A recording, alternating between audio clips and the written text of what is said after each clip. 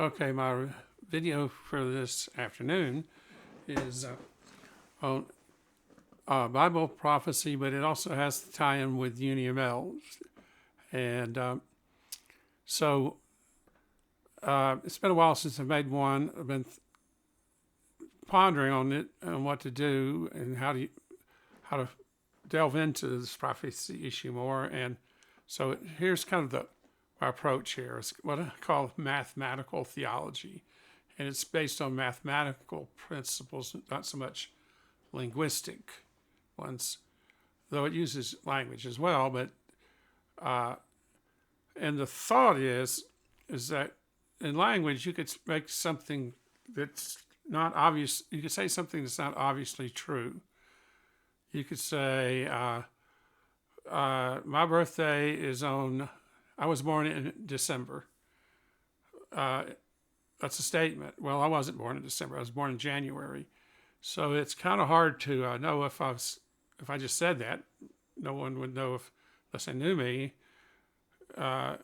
knew that, they wouldn't know if it's true or false. So, but on the other hand, a picture has this element of have consistency and self-correction ability. And grammar has that. If I just said I was born in tin can, well, that doesn't make any sense grammatically. So language has a built-in, the syntax and the word has to make sense. But just because it makes sense doesn't mean it's true. Now, so in computer science, there's this thing called self-correcting codes or error detecting correct, where they, like if a bit gets, and you do that with redundancy. You have redundant information, so you could reconstruct. If you lose a bit, or maybe several bits, you could still correct the information.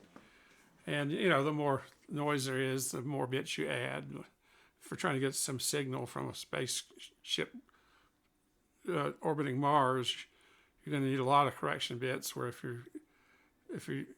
so at any rate, so pictures are one way to show self-correction. And here's some examples. Well, first of all, a picture's worth 1,000 words. And so that you get a lot of information from a picture so it's a way to convey a lot of information in a succinct way. And so applying this to the Bible, it doesn't have illustrations. There's no pictures in the Bible that I know of. There have been, so any pictures is something we've added later, not in original text. But the Bible describes things that you can see. So instead of having pictures, it has descriptions of things they made. For instance, like the menorah. And here's a medieval picture of a menorah. And that's not medieval. I think it's in the First King James Bible. So it's Renaissance era picture of the menorah. But there really was a menorah, and you could really see what it looked like. So in one sense, the Bible uses living pictures of real things. It describes how to make those things, and it goes to great detail in some places how to make them, and as if all these details are very important. And when you look at the first, Leviticus and Deuteronomy and wherever those descriptions are, they're quite involved, and they seem to be God seems to be quite intent that you get that picture right. So, and that kind of raises the question, why? Maybe it's because there's something important to be told in that picture. And so, but here's other examples of self-correcting, like a jigsaw puzzle. You look at a piece, and if you have a piece of sky, you put a piece here that seems to fit, but it looks more like the sky and not this piece here. Probably it's in the wrong place. So there's this continuity issue here that the picture, this jigsaw puzzle brings. Another example is like a crossword puzzle. If you put the wrong word here, like let's see, here's an example. Exams. If you put test here, you say you need to pass your exams. And you said, I think it's test. So if you put test here, well, it doesn't work with this one. And you might get it to work with this one. It might not work with this one. And this is just a 2D crossword puzzle. You could have a third dimension and make it a 3D, or even have n dimensions. But at any rate, this illustrates the idea of consistency and how it's sort of self-correction. You get to put the wrong word in, and you kind of know that's the wrong word. There's a way to verify that. And which brings us like the use of numbers in the Bible. And a lot of people say, well, like 7 means completeness. The Bible never says 7 means completeness. Now, you might infer from the Bible that says it seems, when read the Bible, that 7 seems to mean completeness. And that might be true. It seems to you, but it doesn't mean it is. So here's this other rule: do not add or subtract. So I'm not going to say 7 means completeness, but I am going to say 7 means 7. And 7 could be broken down to 4 and 3. I'm not adding anything. Those are just verifiable facts about the number 7. 4 plus 3 equals 7. 5 plus 2 equals 7. 7's an odd number. So by saying 7 is an odd number, I'm not adding anything to the Bible. When I say 7 means completeness, I am adding things. And if I caveat it and say, well, it seems that way, then maybe I'm not adding. I'm just pondering and speculating. So the question is, how can you deal with numbers in a way where you're not adding and making up things and saying 9 means this and 12 means this and 15 means that, but you're using the numbers in a way to tell a story. And that's where it gets me to mathematical topology, is you look at the topology of something. And the topology is like sets and subsets. So I could give an example of that here, of sets and subsets. Like and like the menorah is one of those symbols that there's a lot of verbiage in the Bible of how to make a menorah. So we go back to this here. Here you can see there are sets. Like there's 3 branches here and 3 branches there and a single branch. It talks about that. The Bible describes that.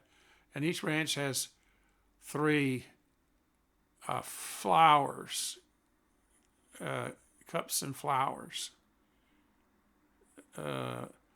Except for the center branch, which has 4. 1, 2, 3, 4. And you could line them this way, or some people do it, let's see, this way. And oh, by the way, this picture, there should be an extra cup here. So I added that in there. There's 3 here, 3 here, 3 here. There should be 3 here and a 4th one down here. So I added that. So let me jump back up to here. So this, I haven't added anything into the Bible. I've just started looking at topology of this picture. This picture, like I say, it's a living picture, something they actually made. And now we've got pictures of what we think that looks like. And so here's our topology, and we have sets within sets. So we have here a set of, I think, 22 of these. There's 9, that's 18, 19, 20, 21, 22. And there's 22 letters in the Hebrew alphabet. So 2 topologies could equal if they have the same set structure. There might be different things, like letters in the alphabet are not the same things as flowers in the menorah, but if you can form a one-to-one correspondence, then they're analogous. That's what it's trying to work. Analogous. They're analogous, and they have the same topology. So, and once again, we see in the Bible it talks that this is a figure, a picture of something in heaven. It will talk about that. So it's something on earth that stands for something in heaven. So So we're not adding anything here. The Bible's already opened that door saying this thing stands for something. So you think if it stands something, there'd be a one-to-one correspondence. That wouldn't be a very good model if you're talking something that had three heads and it's referring to something that has only two things. If something has three heads, you should be talking about something that's three in the Bible, or seven. If there's seven heads, maybe there's 7 days in a week, or whatever the seven refers to, seven churches or something.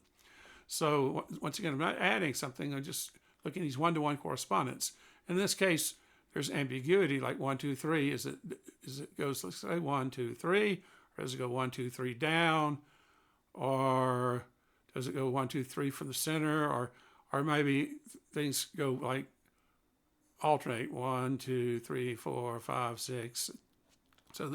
So there might be ways to get a handle on that as well.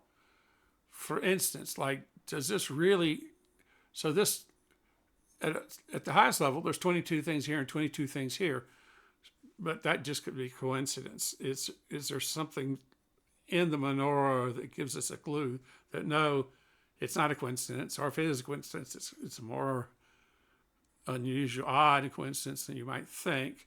And so if you look at the numerical values here, we see there's 9, 1, 2, 3, 4, 5, 6, 7, 8, 9. There's 10, 20, 30, 40, 50, 60, 70, 90. So there's 9 things here, 9 things there. They can be broken into 3 groups of 3. Oh, and the other thing I look for is symmetry, because, we hear a lot of the left and the right.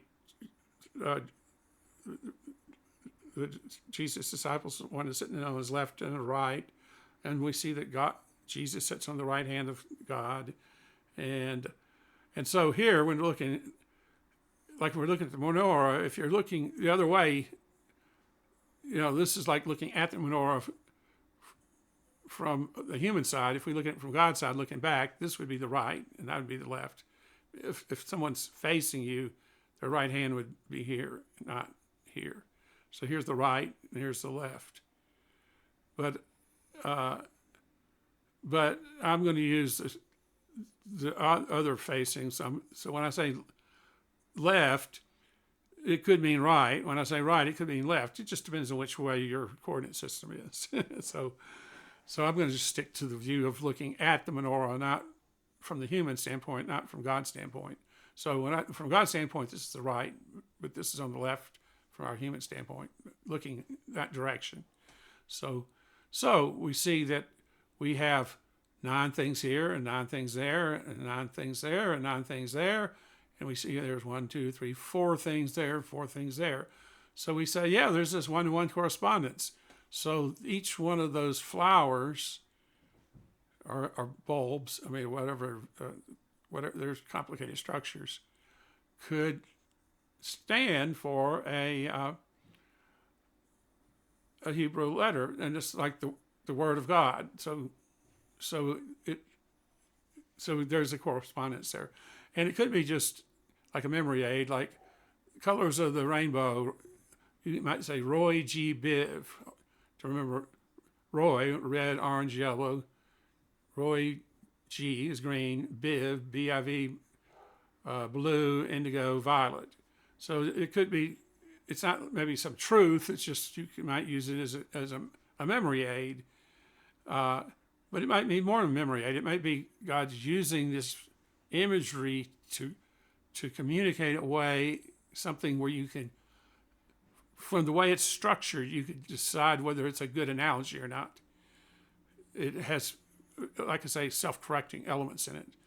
So here's one. So let me move on. Here's another one. 22 books of the Old Testament, and here they're listed out here. And so here, once again, my goal is to find symmetry and one-to-one correspondence. That's all. That's it, and not add. I'm not using any other rules. Don't add anything. Try to find symmetry and one-to-one correspondence. And so and there may be more than one solution here. So here I added to the menorah, I added the 2 olive trees. one to the left, one to the right.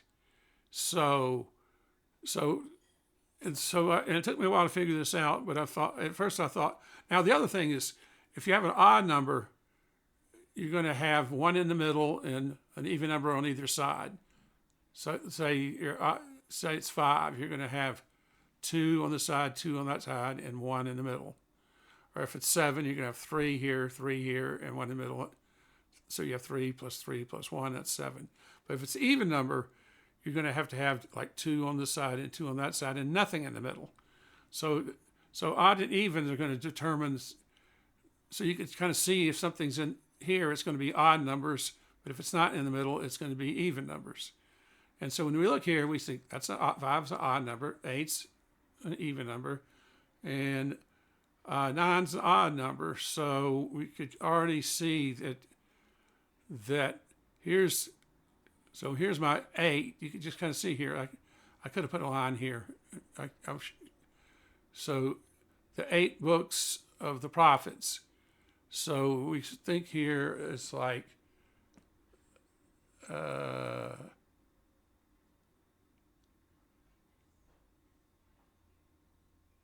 so the 8 books of the prophets.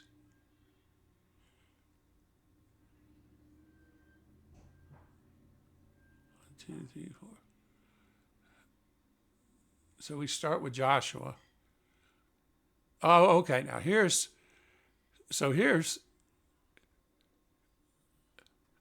let me start with the Torah first. Okay. So the Torah, there's 5. And so there's 10. First thing, let's put the Torah here.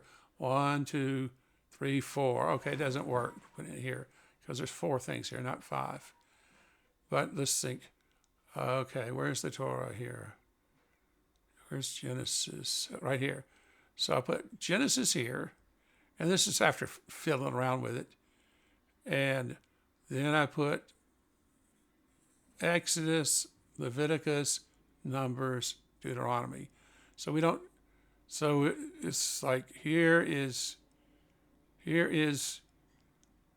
and then these kind of correspond to the branches. Like Genesis is the first book of the Bible. In the beginning it's like the crossword puzzle. Okay, it works going down this way. Let's see if it works looking at another dimension. Genesis is the first book in the Bible. It talks about the beginning, and so putting it here kind of makes sense. It's sort of like the beginning, the base, which all the other things rest. Okay, now let's look at Exodus and Numbers and Leviticus, Deuteronomy. So maybe there's more to, and I could spend hours on this. So I'm just going to give an overview here. And I spent a lot all morning on this. So it's like, okay, that works. It meets it's not what I would have thought, but it meets my criteria. I didn't add anything. I found symmetry and what was it? It's 1-to-1 correspondence. Okay. So let's go to the next is Joshua. So here, we have to get 8. So we got 1, 2, 3, 4, 5, 6, 7, 8. So we kind of have this little pattern here. So we have so Joshua is the beginning of Israel. Samuel is the beginning of the kings. We have Saul. And Judges is where they say they don't have kings. And here in Kings, First Kings are kings, which is Hebrew Bibles is just one, I divide it later. They have, okay, you want a king, but they get the bad king, Saul, but they get the good king, David. So you went from, so it kind of fits thematically. But no more than that, we think they later on split Kings and First Kings and Second Kings. And that kind of thinks, well, it kind of goes with this trunk here. So it gives us more of a clue that this piece fits here. It kind of like The crossword puzzle works going across, but also works kind of going down. So let's put our, there's the trunk of this tree and trunk of this tree here, and then down here would be the roots. And Joshua, that's when they entered the land, and so I don't know if this is roots, but it kind of fits. And so up here, here's the branches of the trees, and we see that maybe this left side is truth, and the right side's goodness, and the center is, I didn't have that here, is righteousness. Those the and just I've derived that earlier on video. It's probably not up there anymore, but so anyway, this is, let me just go on and I'll get to that later, return to that. So now let's go look at, so we got the 8, now we have the 9. So the 9, we start with the Psalms. So here's the Psalms. That's center of the Bible, middle book of the Bible, I think Psalm 118. That sort of fits. Proverbs, that's kind of wisdom. This one goes to the center one. Later on, I'm going to see that wisdom and understanding are here in this branch, and so, and that kind of works for Proverbs. Centers between these, so it kind of fits. And Job is the oldest book in the Bible in the sense that it seems to predate Moses. At least a lot of scholars think that. So that sort of fits thematically. So it's like, okay, this seems to kind of work. So once again, my criteria is I didn't add anything in the Bible. I didn't add anything. It maintains symmetry, and there's one-to-one correspondence. So met that test. So we have going on, we have Samuel here, and Kings, and then we have Samuel here, Isaiah and Ezekiel, and we have the minor prophets and Jeremiah.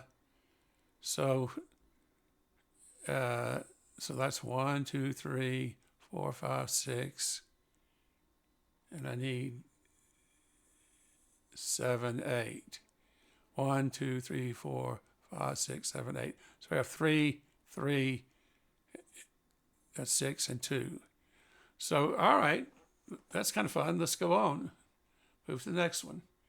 So here oh, and by the way, when I talk about UniML, here I imported that previous graphic here as a swim lane island.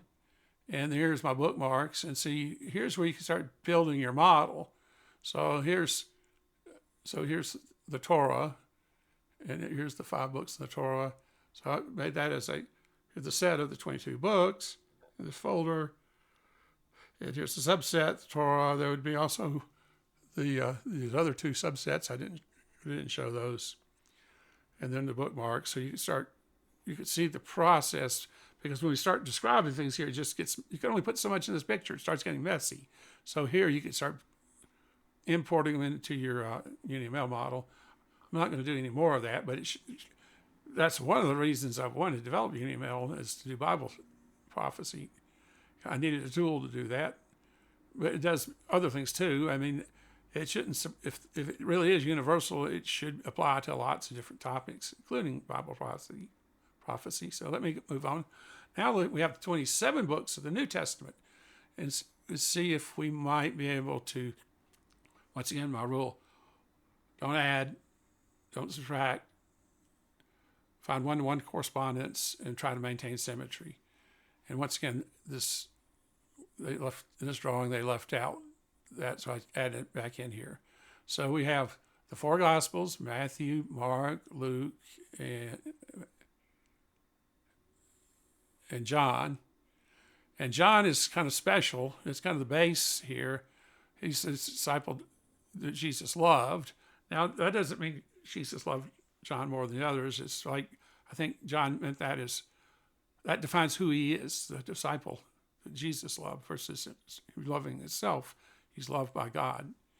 So I don't think that necessarily means he's loved more than the other disciples, but it does sort of fit this thing, and so and John wrote the most books in there. So and the Gospel of John is the most profound. It was like in the beginning there's the Word, and the Word was God.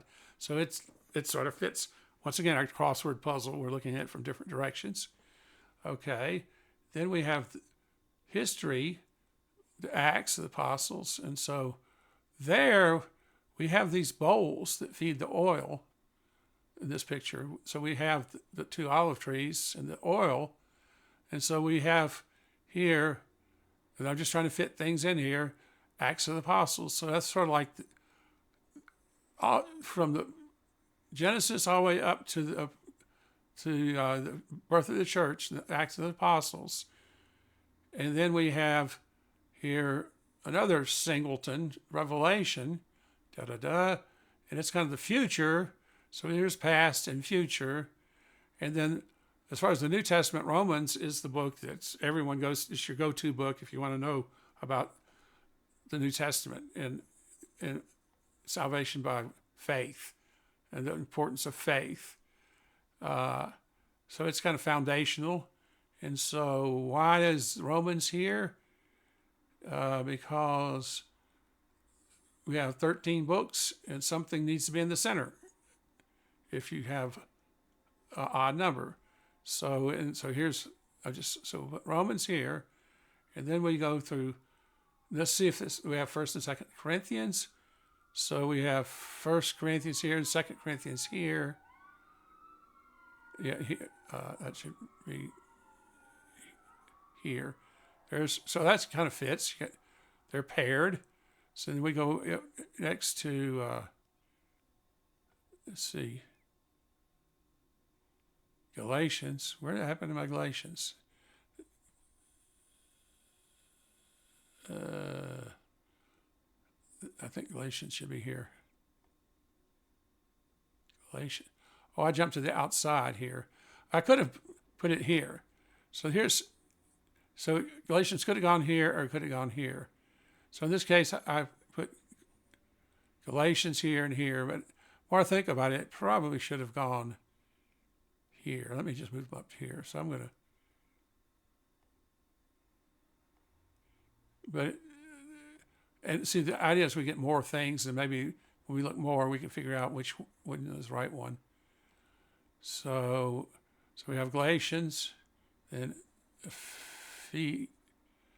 Galatians and Ephesians. Where's Ephesians? I think that would go right here. I just left that out, but Ephesians would go on here, and Philippians. Okay, there's errors here. I haven't finished this, so you get the idea. It all works out where we end up with Philemon at the end. So Titus and Philemon. Might have left out a couple here.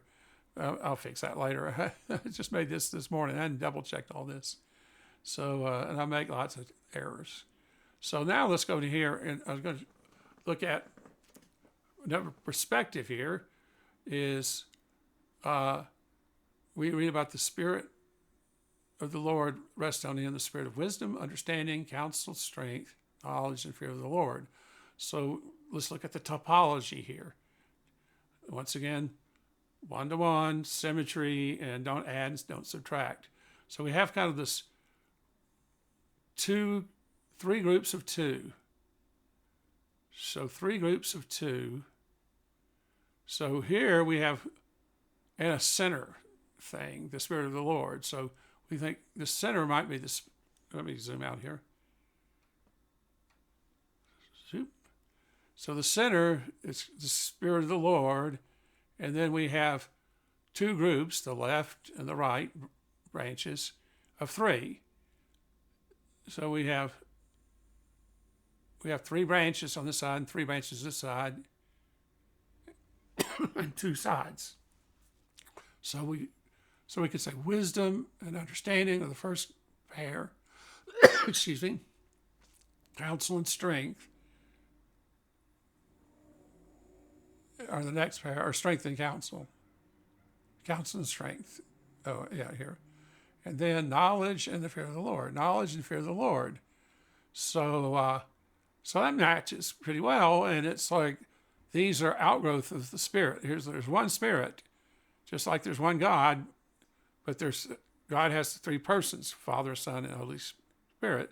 So it seems like the Holy Spirit has 6 branches as well. The Spirit of the Lord, that's what this verse is saying. So once again, I'm not adding anything. That's what it says. The Spirit of wisdom. So we got these 6 spirits and the overall Spirit of the Lord unites them. So that seems to fit. Now let's go back to here, and there's other things we could add, and some of these I've derived. It's like we got 9 fruits of the Spirit. So we have these other thing that calls, we have the fruits of the Spirit and the fruit of light. We have 3 of those: goodness, righteousness, and truth. So here I've kind of laid out, and I'm not going to go through all this.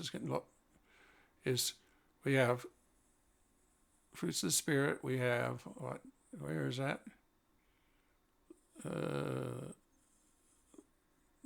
Love, joy, peace, patience. Yeah, here it is. Love, joy, peace, patience, kindness, goodness, faithfulness, gentleness, self-control. So we put down here, love is the base. God is love. So that makes sense. We're checking our crossword puzzle from different dimensions, and like love being the base makes sense. Then joy is a central thing. So we have love, joy. And then where's peace? Let's put peace up here. That's central. And then we have love, joy, peace, patience, and kindness, goodness, and faithfulness, gentleness, and self-control. And self-control is now the fear of the Lord.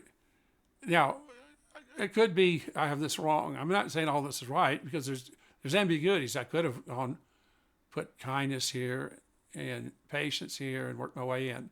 So it's not that. So the idea is you keep looking at more dimensions and more of the puzzle to see if you could, when you have ambiguity is like you have more than one answer. 7 will work. Like, give me an odd number. Well, there's not just one answer. 5 will be an answer. 7 will be an answer. 9 will be an answer. 15 will be an answer. If you say, give me an odd number that's less than 10, then you have 1, 3, 5, 7, and 9. So there's ambiguity. Which one? So the idea is, as you delve more into these things, you maybe resolve these ambiguities. And this is so this is where I came up with truth and goodness. That knowledge, counsel, and wisdom have to do with truth, where understanding, strength, and fear of the Lord have to do with goodness. And now I once again keep this short. I'm not going to go into details on all that. And then I'm just going to show. I'm trying to show the big picture, and then we have like the mind. That's where the intellect is. That has to do with knowledge. And we have the will. That has to do with goodness. And then we have the heart here, and it goes with love. And then remember, we had the Psalms here. The heart, David is a man after God's own heart. And so we have these different things here. And see, this is where it goes back to. Let me go back to my UNML diagram. Here is, we can start, we have a mechanism here, like the Genesis node is also a truth node, is also a righteousness node. So you can sort of start linking these things together here. And so UNML is the way we could start doing this. But now, my problem with building these UNML models is I don't have a good tool to do it with, and I don't have a tool to help draw it, and my limitation is my carpal tunnel syndrome. I can only push my mouse so much in a day, plus, and it's just tedious doing this. But once again, this is showing the concept here, and so once again, I could spend a lot of time on this. I haven't hardly scratched the surface here. And then you could go have other topologies here. Like here's where I talk about the 9 fruits of the Spirit and the 3 fruits of light. And for instance, there's 2 goodnesses. There's a goodness here, and there's also maybe it's here. No. And once again, when you get a lot of these, then you have trouble finding these things. Where are they? Nissan, spring. Yeah, the fruits of the Spirit. Here they are. It's kind of got messed up here. So you have goodness and goodness twice. You think, what does that mean? Well, there seems to be 2 types of goodness. One is, Jesus said, only God is good. That's perfect goodness. That's unattainable by humans. And then there's another goodness that's a fruit of the Spirit that is attainable by humans. So this is perfect goodness, and this is goodness as a fruit. This is sort of like, so, and we see the same thing with truth here. Let me go back here. We had here truth here, but later somewhere else we had truth in the middle here, truth there. Where this truth could be like the truth, like God speaks the truth. It's something is true. Is it true or not true? So the opposite of truth here is false. Something is true or false. Where this truth here, the opposite of that would be, it's a more of a fruit, or there's a root, would be not falsehood, but lies. There's truth and lying. So this is expressing the truth versus knowing the truth.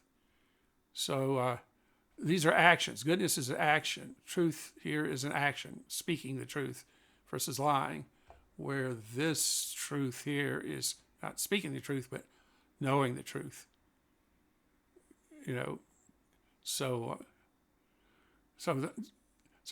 Once again, I'm not saying that's what this means. I'm just saying it fits my rule. I will rule again: 1-to-1 correspondence, symmetry, and don't add anything. So, and I haven't added anything here because everything here, there's a scripture that connects to that. Once again, you can see this picture starts getting busy, and see what UNML does is you just keep building this longer model. If you had a tool, you kind of take all this stuff that's all squunched together and start spreading it out and then building relationships there. So I think I could end the video here. I think there's, like I say, this is just a lot to cover here. Let's see what, I go in like 7 churches and the parable of the 10 virgins and let me zoom in here. There's the 7 churches and the 5 wise virgins, the 5 foolish virgins make 10. And so you could kind of pause the video and look at these. And then later on, I go into even more of the, let's see here, more details. Somewhere I go even talk about the beast in Revelation. So I'll leave that for another video. But these, you could, for the same menorah, you could start seeing 7 heads. Like this could be the beast, and it has 7 heads and 10 horns. So you'd have 1 horn, 1 horn. Each of these have 1 horn, and the center has 4 horns, just like there's 4. We go back here. There's 4 of those flowers here. So each of those, and 1 flower on each of those. So these flowers. So it's sort of like the good version, we have flowers. In the evil version, we have horns. The flowers become horns, like stickers. So But I will save that for later. So let me end the video here. This has gone way longer than I wanted. So how do I end this? I go to here, hit stop.